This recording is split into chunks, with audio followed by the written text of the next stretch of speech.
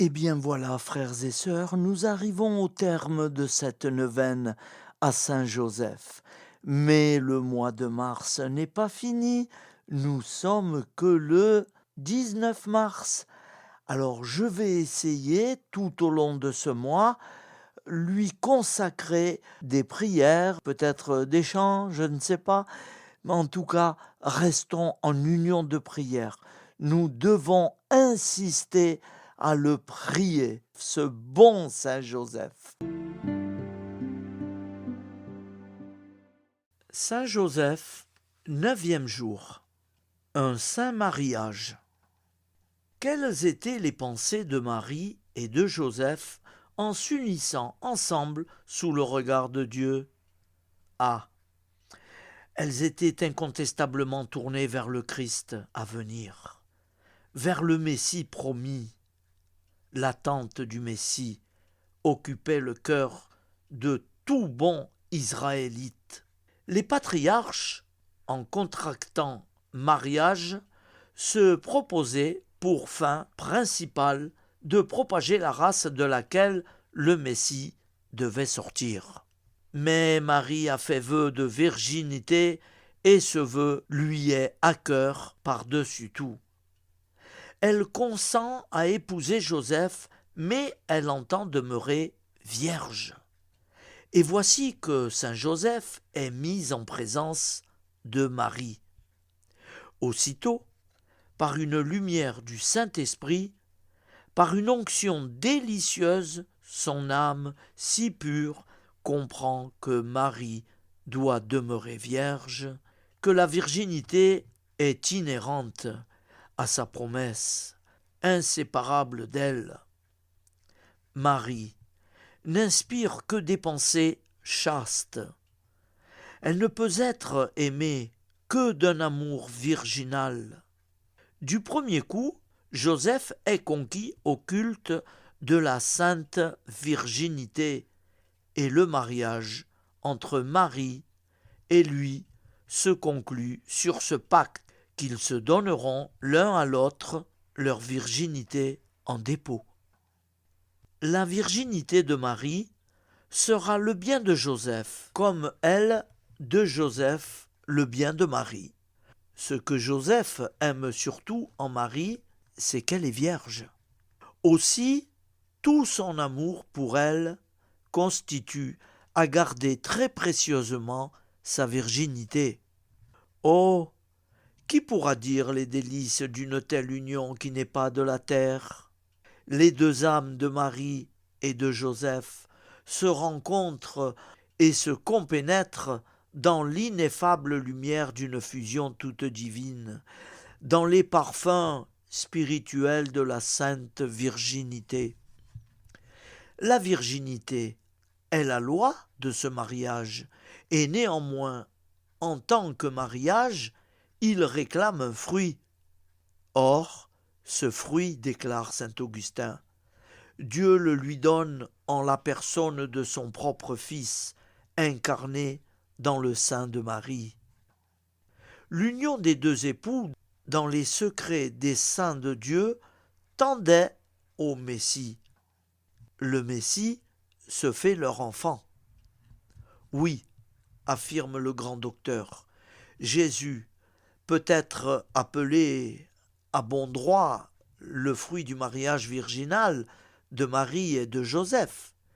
Il est donné non pas séparément à Marie, mais à elle et à son époux. Il leur est donné pour être leur bien commun. Si Joseph n'est pas averti tout de suite de l'incarnation du Fils de Dieu en sa chaste épouse, c'est que celle-ci garde vis-à-vis de lui une prééminence d'élection et de sainteté.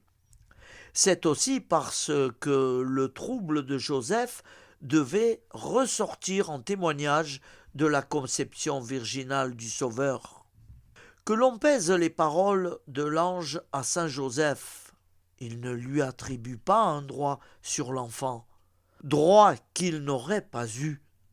Il l'avertit simplement que Marie a conçu du Saint-Esprit et qu'elle demeure son épouse dans sa maternité divine elle-même. Le lien du mariage n'est pas détruit par l'intervention du Saint-Esprit qui lui donne son fruit. Il est fortifié par la venue de l'enfant Dieu. Saint Joseph, patron des âmes du purgatoire, prie pour moi et prie pour nous tous.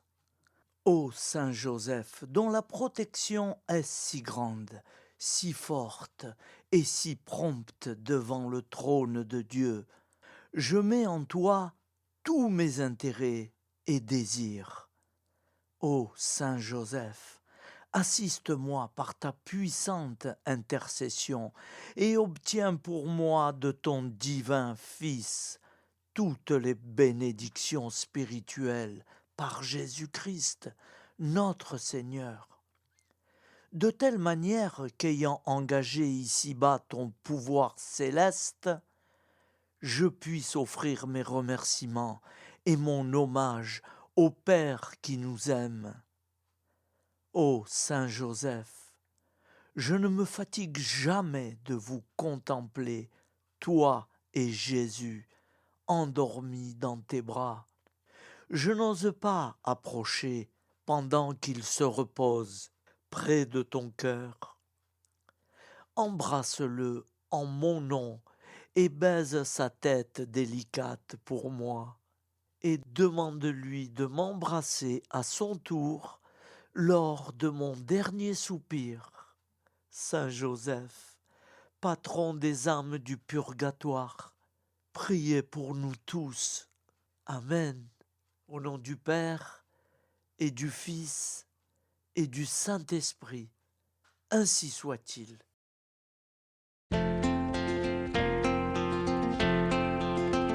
Saint Joseph, écoute ma prière, guide-moi vers lui comme un enfant. Saint Joseph, obtiens-moi sa lumière, pour rester en lui toujours présent.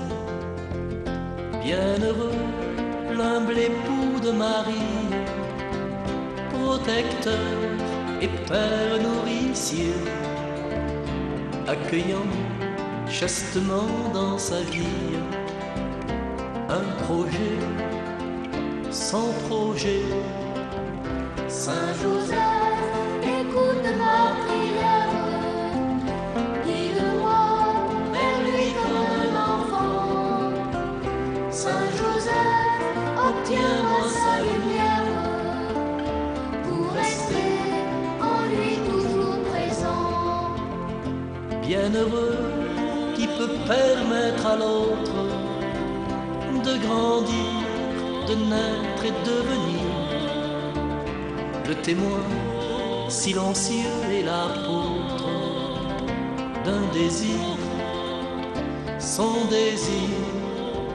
Saint Joseph, écoute ma prière, guide-moi vers lui comme un enfant.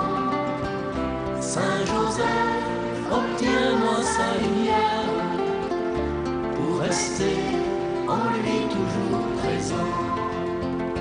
Bienheureux, serviteur d'un mystère, recensé au livre des vivants, pour rester simple dépositaire de l'enfant, son enfant.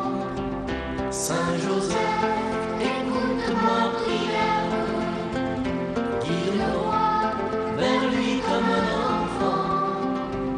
Saint Joseph, Obtiens-moi sa lumière, pour rester en lui toujours présent.